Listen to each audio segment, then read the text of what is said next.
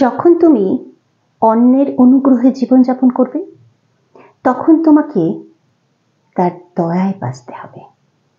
তা সে যতই কাছের মানুষ হোক না কেন,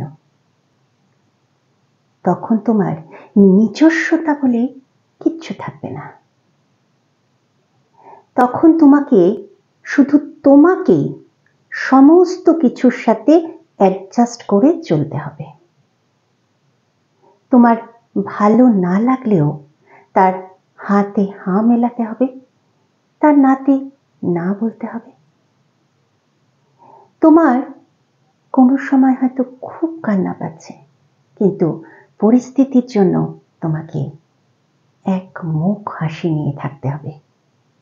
আবার হয়তো তোমার খুব আনন্দ হচ্ছে, কিন্তু তোমাকে সবার সামনে মুখ ভার দেখাতে হবে।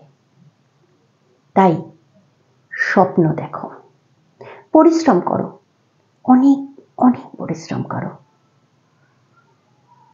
নিজের মর্যাদা রক্ষার লড়াই তোমাকে নিজেকেই করতে হবে। নিজের ভালো থাকার চাবিকাঠিটি কখনো অন্যের পকেটে তুলে দিও না। তোমার জীবন তোমাকে বাঁচতে হবে। সকল পরিস্থিতিতে নিজের ভালো থাকার দায়িত্বটা নিজেকে নিতে হবে বন্ধু। ভালো থেকো।